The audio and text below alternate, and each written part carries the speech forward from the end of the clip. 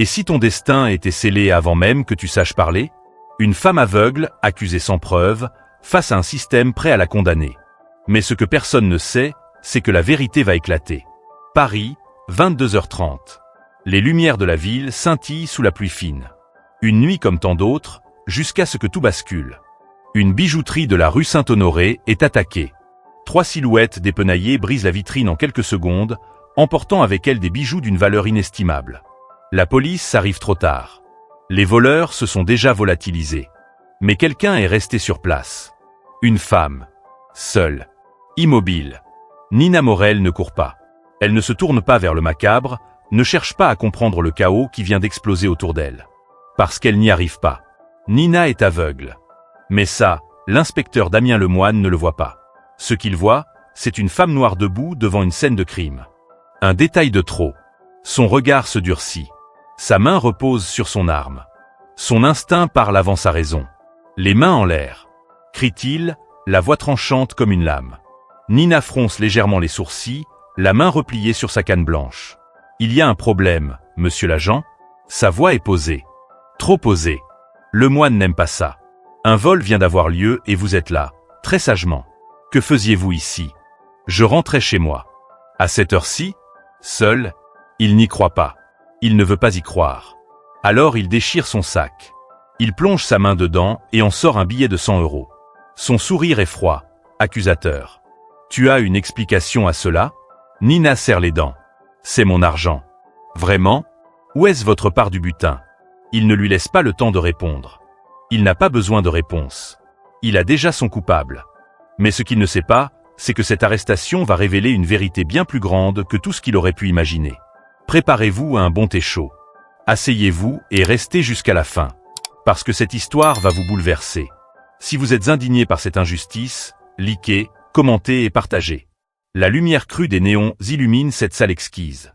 L'odeur amère du café froid se mêle à celle du papier jauni par l'encre et l'humidité.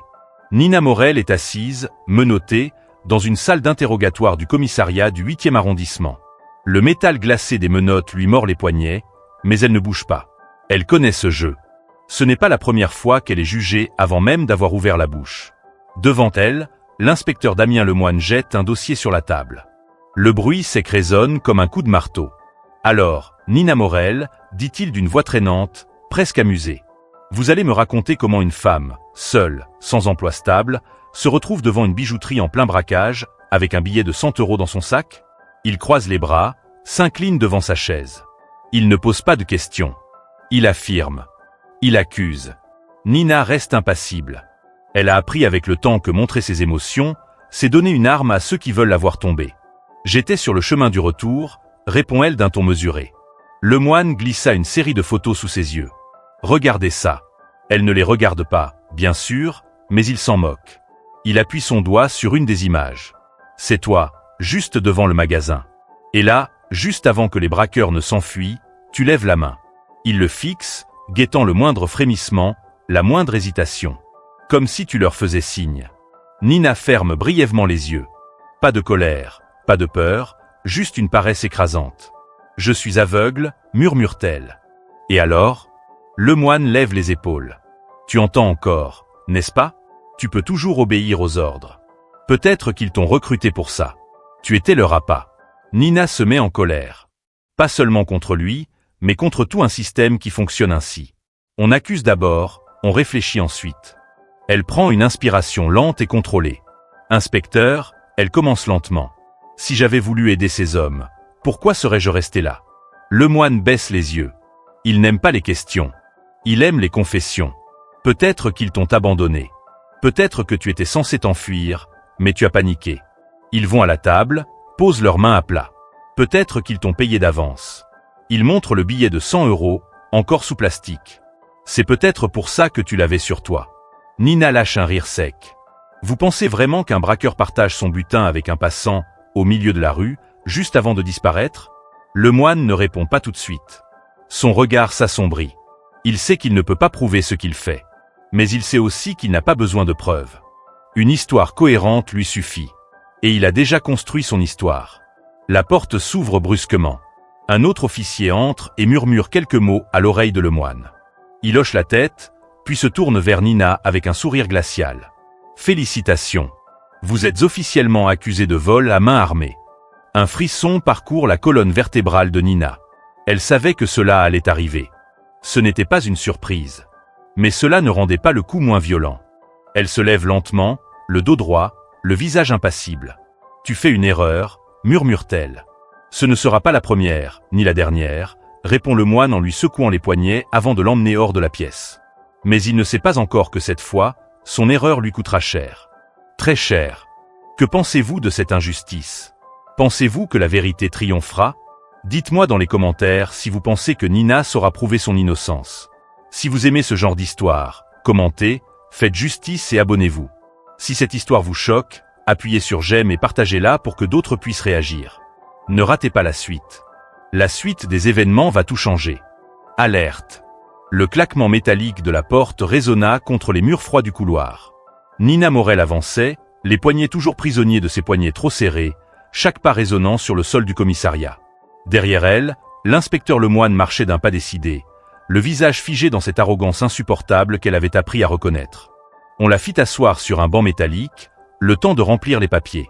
Autour d'elle, les murmures des agents, les chuchotements méprisants. Pour eux, elle n'était pas une personne, juste un dossier de plus, une affaire classée avant même d'avoir commencé. Elle ne va pas passer beaucoup de temps au tribunal, celle-là. Franchement, n'est-ce pas intelligent de se mettre devant une bijouterie après un braquage ? Ces gens-là, toujours en train de jouer les victimes. Ces gens.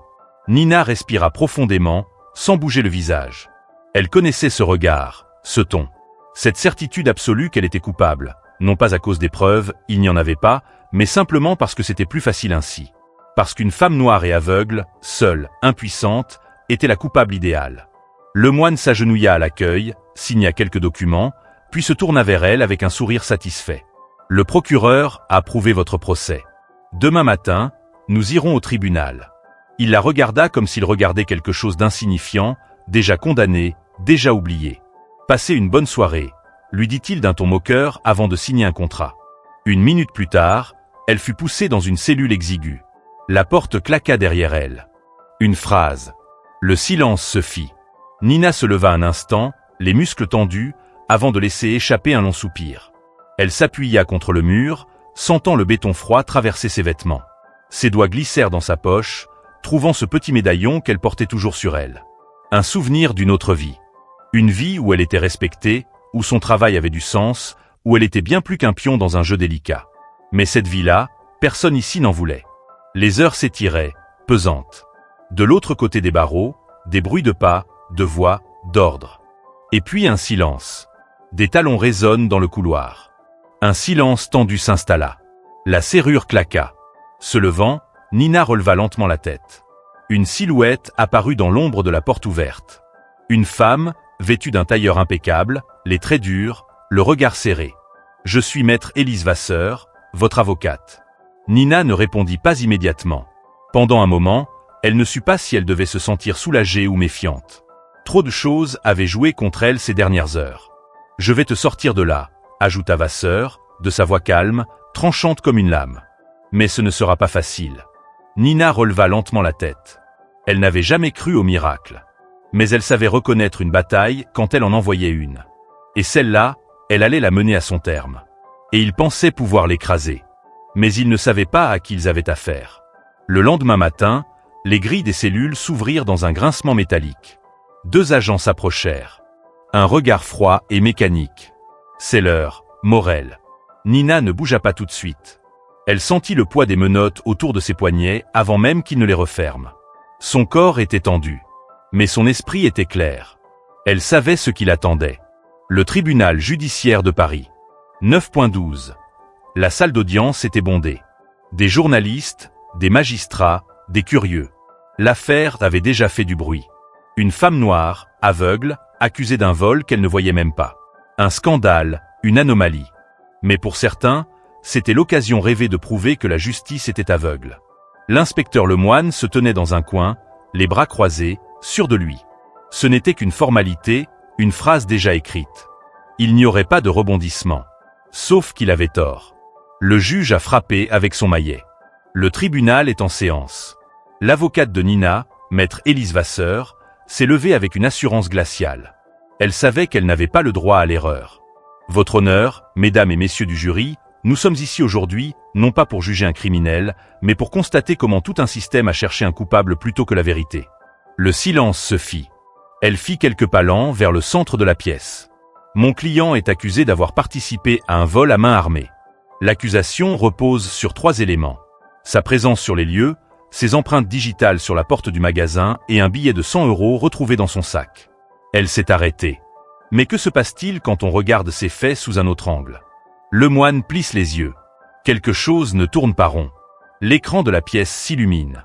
Nous avons ici la vidéo de la surveillance du braquage, mais cette fois-ci sous un angle que l'accusation refuse de montrer. Un frisson parcourt la pièce. Sur la vidéo, on voit Nina immobile, la main qui agite le cadre de la porte. Mais ce qui était évident cette fois-ci, c'était son geste. Une simple tentative de navigation et non un signal donné au voleur. Ma cliente n'a rien signalé du tout. Elle essayait juste de s'orienter. Murmure. Échange de regards inquiétants. Lemoine le répéta. Il le sentit. La pièce commença à s'incliner. Mais ce n'était pas fini. Maître Vasseur sortit une feuille, la jeta devant le juge. Voici la liste officielle des billets volés. Elle a saisi le billet de 100 € présenté comme preuve et a posé la feuille juste à côté. Aucun des numéros ne correspond. Un murmure plus fort parcourut la salle. Lemoine serra les poings. Cette facture, continua Vasseur, ne vient pas du vol. Elle appartenait déjà à mon client. Le procureur, jusque-là imperturbable, fronça les sourcils. Ce n'est pas possible. Balbutia-t-il. Mais Maître Vasseur ne lui laissa pas le temps de réagir. Elle se retourna et désigna du doigt l'inspecteur Lemoine. Et maintenant parlons du principal témoin à charge. Elle s'est approchée du box des témoins où un homme en costume mal habillé commençait à transpirer. Monsieur Fabien Laurent, vous avez témoigné sous serment avoir vu mon client faire un geste suspect au moment du braquage. L'homme a hoché la tête, les lèvres pincées. C'est vrai. Vasseur plissa les yeux. Pourtant, voici un rapport de police datant d'il y a une semaine. Elle a déposé une autre feuille sur la table du tribunal. Il est écrit que vous avez été arrêté pour ivresse sur la voie publique et trouble à l'ordre public. Laurent a ouvert la bouche, mais aucun son n'en est sorti. Alors, je vous le demande encore, monsieur Laurent, combien l'inspecteur Lemoine vous a-t-il payé pour dire que vous aviez vu ce que vous n'aviez jamais vu? Un silence glacial s'abattit sur la salle d'audience. Lemoine devint livide. Laurent hocha la tête, puis tourna la tête vers le policier. Ses doigts tremblaient. Il baissa les yeux. Lemoine savait. Il savait que c'était fini. Cette affaire sans manipulation est à part entière. Que pensez-vous de cette révélation? Dites-moi dans les commentaires si vous croyez toujours en la justice. Si vous voulez voir Lemoine tomber, restez avec nous. Ce n'est que le début. Si vous êtes révolté, faites fuiter et partagez cette histoire. Le silence qui s'était installé dans la salle d'audience était presque assourdissant. Tous les regards s'étaient tournés vers l'inspecteur Damien Lemoine. Son visage, d'ordinaire si impassible, était figé dans une expression qu'il s'efforçait de maîtriser. Mais c'était trop tard. Maître Vasseur avait dynamité toute l'accusation. Les images montraient clairement que Nina Morel ne rapportait rien. Les numéros de série des billets ne correspondaient pas. Et voilà que le témoin principal venait d'être discrédité publiquement. Le juge ajusta ses lunettes en regardant le procureur. « Monsieur le procureur, souhaitez-vous répondre aux éléments de la défense ?» Le magistrat serrait la gorge, parcourait frénétiquement ses dossiers, cherchant désespérément une faille, une échappatoire. Mais il n'y avait rien. Absolument rien. Tout s'est effondré sous ses yeux. Votre honneur. Sa voix était tendue. Il est possible que des erreurs aient été commises. Un fort murmure envahit la salle.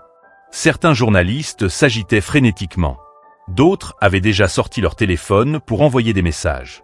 Dans sa cabine, Nina restait droite, silencieuse. Mais au fond d'elle-même, elle sentait monter encore plus haut la colère, la frustration, l'indignation. Ils osaient encore parler d'erreur? Ce n'était pas une simple erreur. C'était une condamnation préméditée, fondée sur des préjugés et une paresse intellectuelle. Elle serra les doigts autour du bord de la table. Lemoine, lui, ne bougeait pas. Il semblait figé. Mais quelque chose dans sa posture avait changé. Ce n'était plus l'assurance arrogante d'un homme convaincu d'avoir raison. C'était l'attention d'un homme maudit, d'un homme qui venait de comprendre qu'il ne maîtrisait plus rien. Maître Vasseur ne lui a pas laissé le temps de reprendre ses esprits. Votre honneur, Nous demandons immédiatement l'annulation de toutes les charges contre mon client. Le procureur a ouvert la bouche pour protester. Mais le juge leva la main, l'interrompant d'un geste sec. Cette requête sera examinée après la déposition du prévenu, déclara-t-il sur un ton qui ne laissait place à aucun débat. Il se tourna vers Nina. « Madame Morel, voulez-vous vous exprimer ?» Un frisson parcourut l'assistance. Nina respira profondément puis se leva. Sa posture était droite, son visage clos. Elle n'avait pas besoin de voir les visages de ceux qui l'entouraient. Elle sentait leur présence, leur regard, leur tension.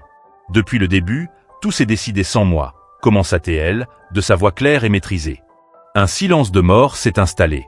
J'ai été arrêté sans preuve. Mon commerce a été fouillé sans mandat. J'ai été traîné dans un commissariat, humilié, enfermé comme un criminel. Son ton s'est légèrement durci. Et pourquoi ? Parce que j'étais là. Parce que j'étais aveugle et que je ne pouvais pas me défendre. Parce qu'il était plus facile de porter mon chapeau que d'admettre que les vrais coupables s'étaient enfuis auprès de la police. Elle fit une pause, laissant ses paroles imprégner la pièce. Cette affaire n'a jamais été une question de justice. C'était juste une question de commodité. Un frisson parcourut l'auditoire. Ce n'est pas moi qui suis jugé aujourd'hui, a-t-elle conclu en fixant un point imaginaire devant elle. C'est un système qui préfère condamner plutôt que rechercher la vérité. Le silence qui a suivi a été plus puissant que n'importe quelle déclaration.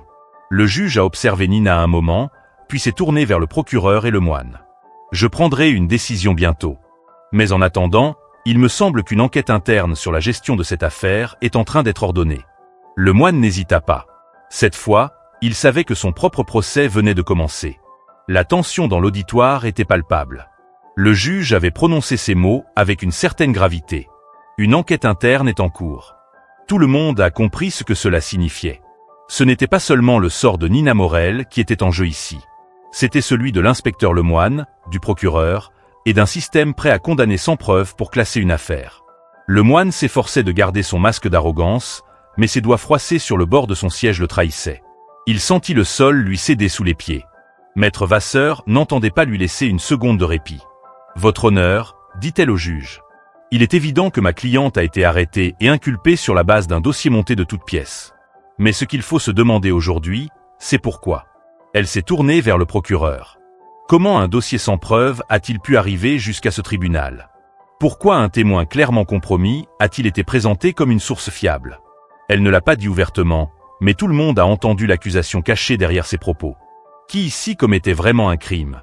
Le procureur haussa les épaules, cherchant ses mots. Nous avons suivi la procédure. La procédure? Interrompit Vasseur, un brin d'ironie dans la voix.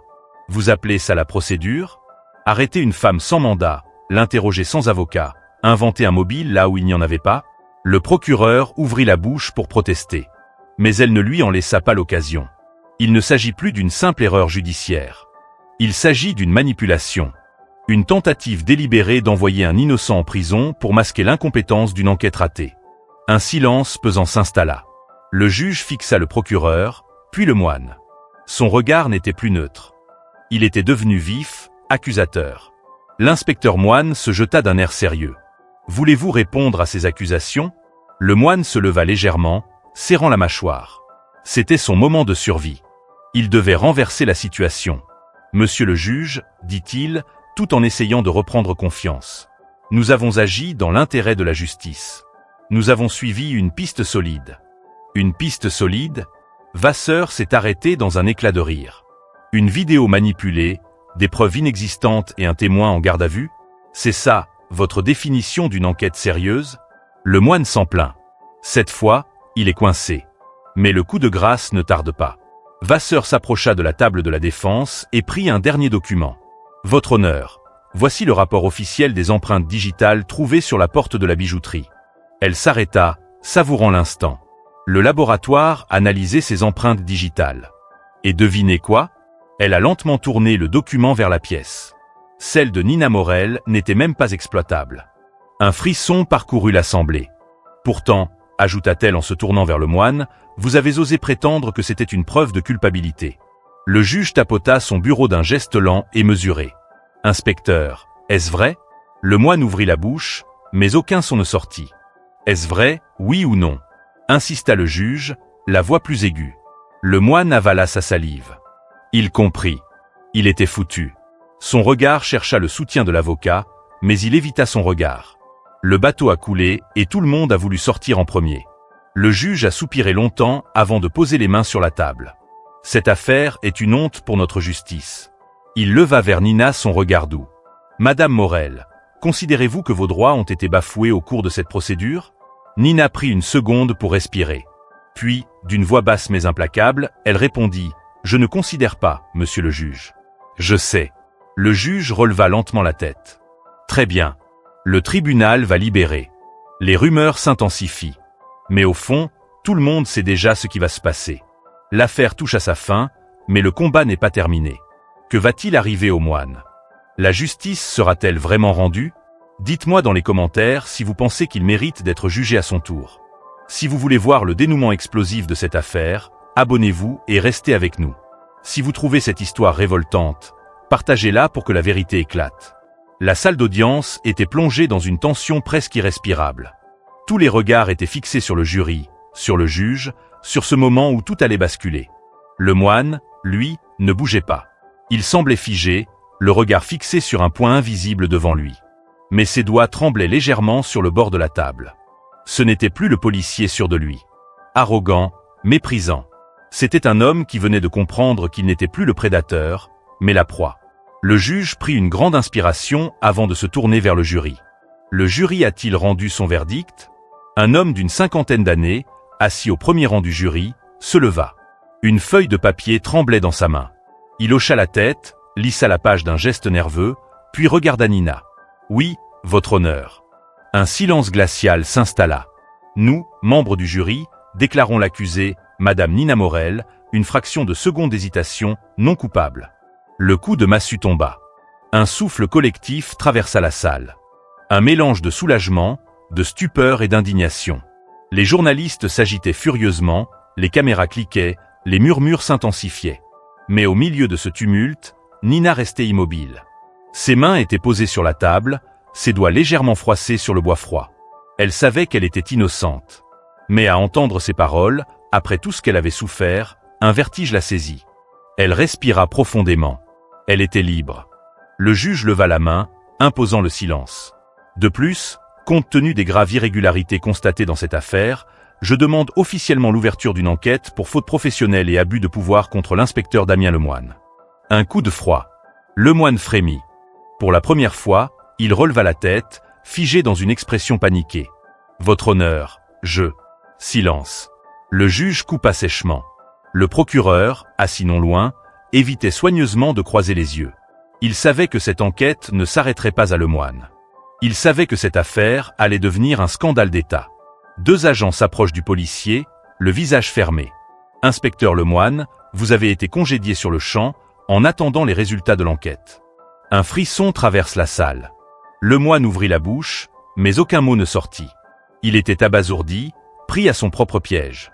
Tout ce qu'il avait tenté de faire à Nina, tout ce qu'il pensait pouvoir enterrer, venait de se retourner contre lui. Les journalistes ne le lâchaient plus.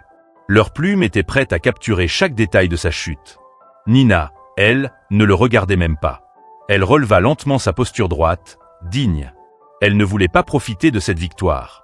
Ce n'était pas un triomphe. Ce n'était que la fin d'une injustice. Elle se tourna vers Maître Vasseur, qui lui fit un léger signe de tête. Puis, sans un mot, Nina quitta la pièce. Derrière elle, Lemoine était toujours là, figé, sous le poids d'un avenir qu'il n'avait pas vu venir. Les portes du palais de justice claquaient derrière Nina Morel. L'air frais de Paris venait lui frapper le visage, mais elle ne frissonnait pas. Elle respira profondément, sentant le poids des dernières heures s'évaporer lentement.